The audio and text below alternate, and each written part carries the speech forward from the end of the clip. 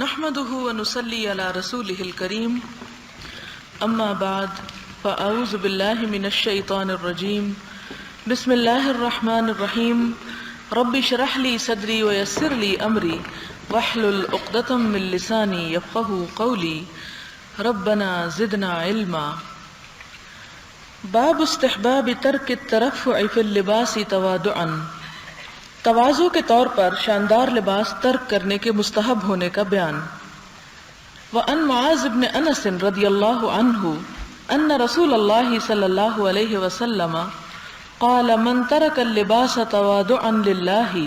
وهو يقدر علیہ دعاه اللہ یوم القیامت علی رؤوس الخلائق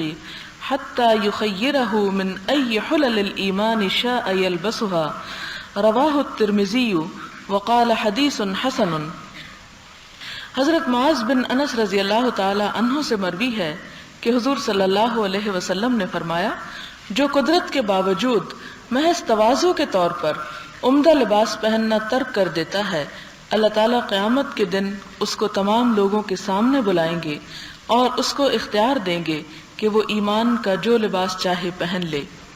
یعنی اس سے مراد یہ ہے کہ اگر کسی شخص کے اندر نہایت قیمتی لباس پہننے کی گنجائش اس کے پاس ہے اور اس کی وہ حیثیت رکھتا ہے، لیکن وہ جان بوجھ کر اپنی مرضی کے ساتھ، اپنے اختیار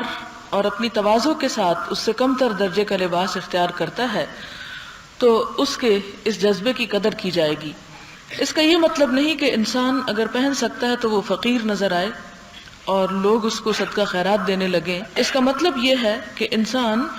دنیا میں اگر اپنے لباس کی قیمت بچا کر کسی اور خیر کے کام میں اسے استعمال کرتا ہے اور اللہ کے راستے میں اسے لگانا چاہتا ہے، تو جس بھلائی کے کام میں وہ اس پیسے کو لگائے گا اس کی بہرحال قدر کی جائے گی. اور یہاں پر یہ جو لفظ آیا کہ قیامت کے دن وہ ایمان کا جو چاہے لباس پہن لے، یعنی اس کا بدلہ اس کو یا عوض اس کو قیامت کے دن ایمان کی شکل میں دیا جائے گا، جس سے یہ پتہ چل رہا ہے کہ ایمان ہی کی خاطر یا اللہ ہی کی خاطر اس نے دنیا میں اپنی خواہش کو چھوڑا تھا. اگلا باب ہے باب استحباب التوسط فی اللباس ولا يقتصر على ما يزری به لغیر حاجت ولا مقصود شرعی. لباس میں میانہ روی اختیار کرنے کا بیان اور یہ کہ ضرورت اور مقصود شرعی کے بغیر عیبناک لباس نہ پہنے. عن عمرو بن شعیب عن ابیہ عن جدہ رضی اللہ عنہ قال قال رسول اللہ صلی اللہ علیہ وسلم ان اللہ يحب ان يرى اثر نعمته على عبده. رواہ الترمذی وقال حدیث حسن. حضرت عمرو بن شعیب اپنے باپ سے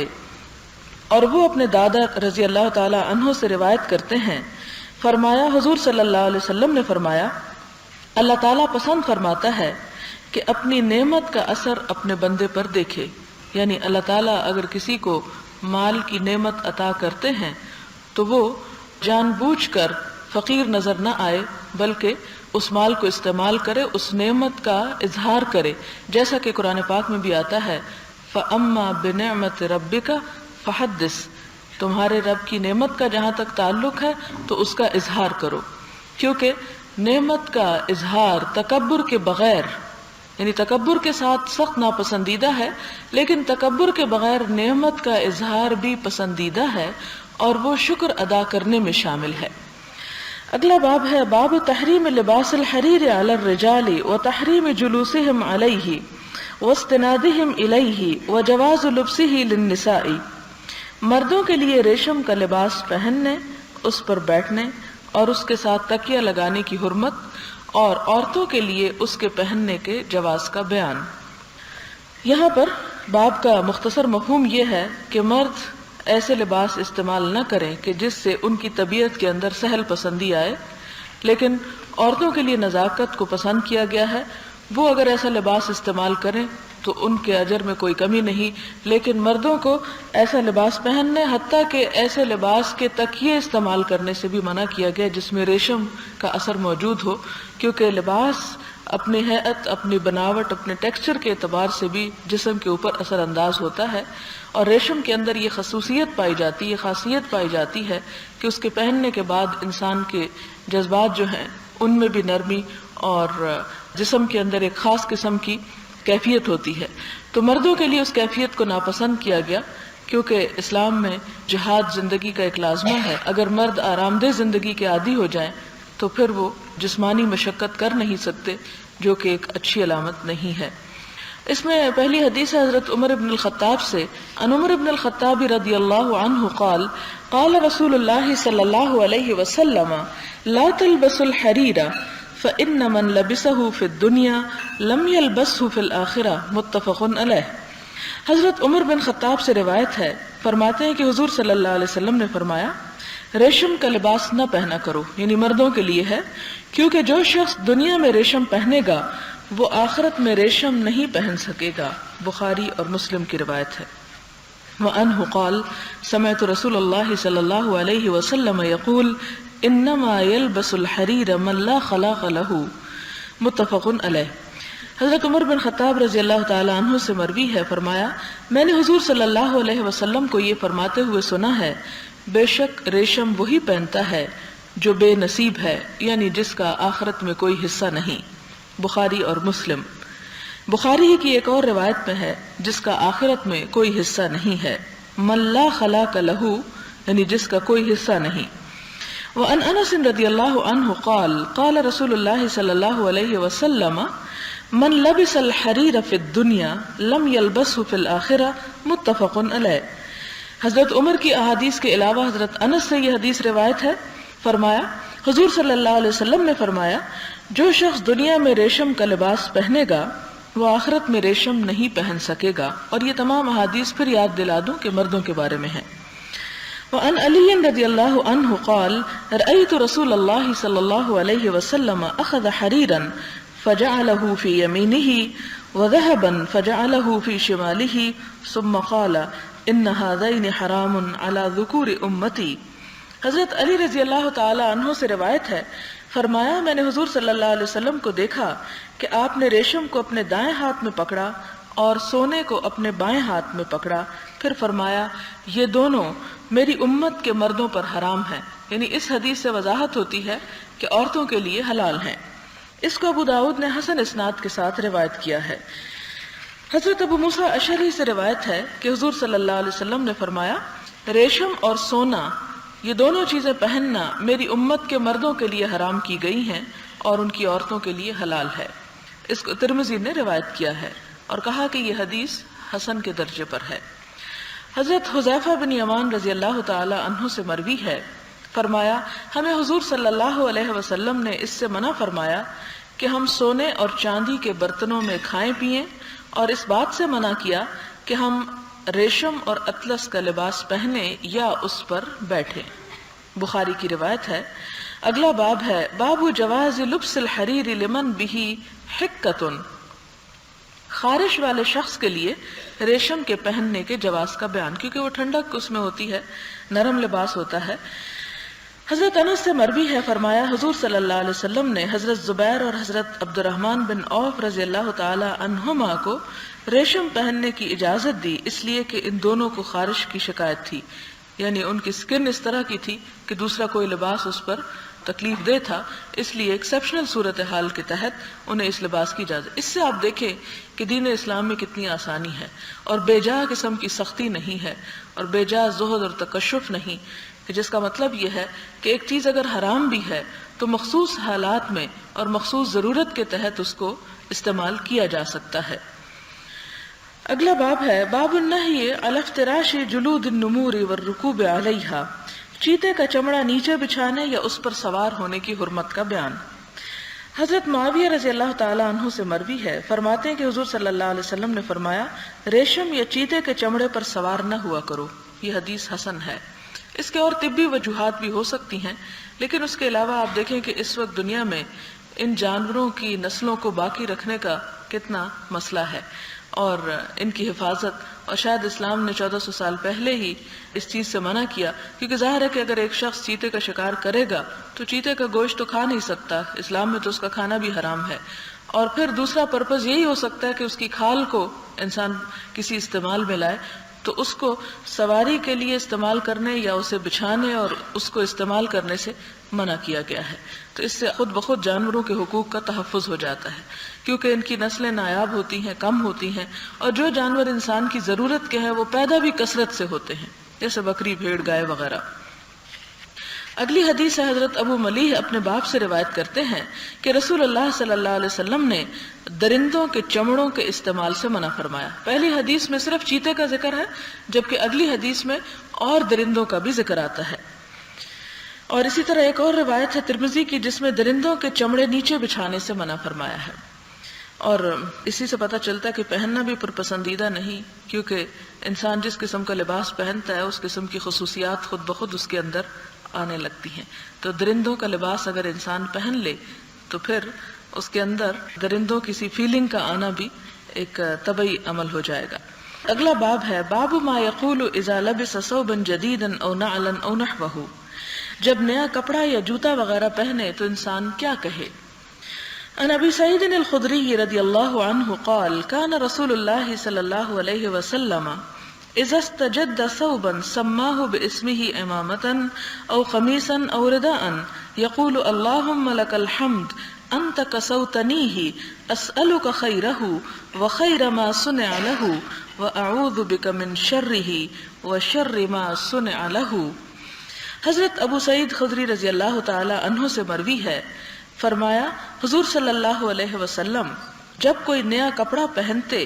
تو اس کا نام لیتے، یعنی پگڑی، قمیص یا چادر وغیرہ، اور فرماتے اے اللہ تمام تعریفیں تیرے ہی لیے ہیں، تو نے ہی مجھے یہ پہنایا ہے، میں تجھ سے اس کی بھلائی طلب کرتا ہوں اور اس چیز کی بھلائی جس کے لیے یہ بنایا گیا، اور میں اس کے شر سے تیری پناہ مانگتا ہوں، یعنی اس لباس کے شر سے اور اس چیز کے شر سے بھی جس کے لیے اس کو بنایا گیا. یہ لباس پہننے کی ایک دعا ہے، اس کے علاوہ دوسری دعائیں بھی ہیں. مثلا ایک اور دعا ہے الحمدللہ الذی کسانی ما اواری بہ عورتی واتجمل بہ فی حیاتی، وہ بھی مسنون دعا ہے، وہ بھی پڑھنے سے اس لباس کا ایک طرح سے حق ادا ہو جاتا ہے. حقیقت یہ ہے کہ انسان کو اللہ تعالیٰ نے جو نعمتیں دی ہیں قیامت کے دن وہ ان کے بارے میں سوال بھی کرے گا کہ ان کو پا کر میرا شکر کتنا ادا کیا، جب میں نے تجھے دیا تو تو نے لے کر کیا کیا. تو جب انسان اس موقع پر اللہ تعالیٰ کو یاد کرتا ہے اور اس طرح کی دعائیں پڑھتا ہے تو یہ دراصل اس نعمت کا ایک طرح سے شکر ادا ہوتا ہے. یہ بالکل ایسے ہے کہ جیسے عام انسانوں کے درمیان جیسے لین دین ہوتا ہے،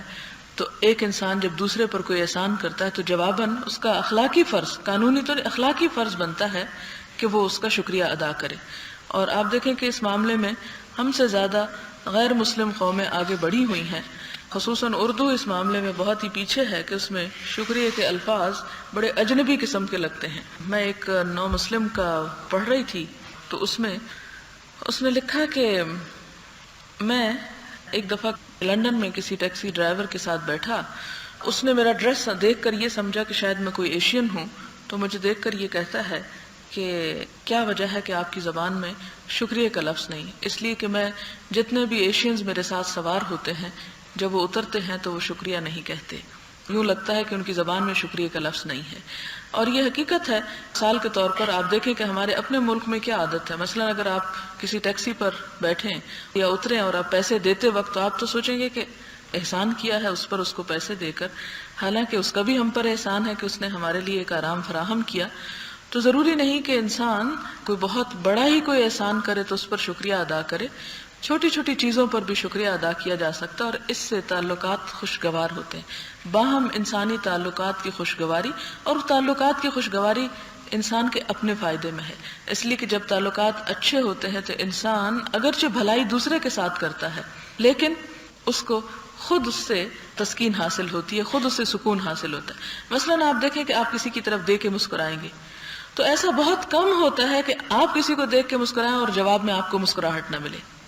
تو جب آپ مسکراتے ہیں تو آپ دراصل دوسرے کا دل خوش کرتے ہیں، اور جب دوسرا آپ کو دیکھ کے مسکراتا ہے تو جواباً آپ کا دل خوش ہوتا ہے۔ اسی طرح جب آپ کسی کا شکریہ ادا کرتے ہیں تو دوسرے کے دل میں آپ کے لیے اچھے جذبات پیدا ہوتے ہیں۔ جب وہ آپ کے لیے اچھے جذبات پیدا ہوتے ہیں تو اس کا معاملہ آپ کے ساتھ اچھا ہوتا ہے، اور ان چیزوں سے ہی انسان اپنی زندگی کے اندر جسے کہتے ہیں ایک بہار لا سکتا ہے، چھوٹی چھوٹی چیزوں میں ایفرٹ کر کے، اور اسی زندگی کو انسان تلخ بنا لیتا ہے، اور اسی زندگی کو انسان ان چھوٹے چھوٹے الفاظ کے ذریعے، جسے وہ کہتے ہیں نا کہ زبان ہی انسان کو عرش پہ بٹھاتی ہے اور زبان ہی انسان کو تخت سے گراتی ہے، کہ انسان کے پاس آئی ہوئی نعمتیں جو ہیں بعض اوقات زبان کی تلخی کے ذریعے اس سے چھن جاتی ہیں، اور انسان کو ملنے والی بڑی بڑی نعمتوں میں سے انسانوں کے تعلقات بہترین جب انسانوں کے ساتھ ہوتے ہیں تو انسان حقیقی معنوں میں لائف انجوائے کر سکتا ہے، کیونکہ تنہا انسان اپنی زندگی کو انجوائے نہیں کر سکتا۔ آپ کے پاس سب کچھ ہو لیکن اگر آپ اپنی نعمتوں کو کسی کے ساتھ شیئر نہیں کر سکتے تو آپ زندگی کو کس طرح انجوائے کر سکتے ہیں؟ لیکن یعنی اگر اسلام کی پوری روح کا جائزہ لیا جائے تو جو چیز ہمیں نظر آتی ہے وہ یہ کہ اسلام، یعنی انسان سوچتا ہے یہ نماز، یہ روزہ، یہ سب چیزیں دراصل کیا ہیں، تو ان سب چیزوں کے پیچھے آپ دیکھیں کہ عبادات میں بھی اگرچہ وہ اللہ تعالیٰ کی عبادت ہوتی ہے لیکن دراصل لوگوں کے حقوق ادا کیے جا رہے ہوتے ہیں، اور جب ہم سوچتے ہیں کہ ہم لوگوں کا حق دے رہے ہیں تو بعض اوقات یوں محسوس ہوتا ہے کہ لو ساری مصیبت ہمارے لیے کہ ہم ہی حق دیتے رہیں۔ نہیں، صرف ہمیں نہیں کہا گیا، سب لوگوں کو کہا گیا کہ وہ سب ایک دوسرے کے حقوق ادا کریں۔ جب وہ سب ایک دوسرے کے حقوق ادا کرتے ہیں اور انسان جب قربانی کرتا ہے تو دوسرے اس سے فائدہ اٹھاتے ہیں، دوسرے جب قربانی کرتے ہیں تو ہم فائدہ اٹھاتے ہیں۔ جیسے کہ میں عرض کر رہی تھی کہ اسلام کی اصل روح یہی ہے کہ انسانوں کے ساتھ مل کر جینا سیکھو اور انسانوں کے ساتھ شیئر کرو، اور جب انسان کسی بھی چیز کو شیئر کرتا ہے اور کچھ نہیں تو اپنے اچھے آئیڈیاز کو اگر کسی کے ساتھ شیئر کرتا ہے، اپنے علم کو شیئر کرتا ہے، اپنے مال کو شیئر کرتا ہے، اپنی مسکراہٹوں اور خوشیوں کو شیئر کرتا ہے، تو انسان کی وہی زندگی ایک باغ و بہار بن جاتی ہے۔ اور اگر انسان اس معاملے میں خود غرضی کا شکار ہوتا چلا جائے تو پھر وہ ساری نعمتیں انسان بعض اوقات خود بھی استعمال نہیں کر سکتا۔ اور اسی لیے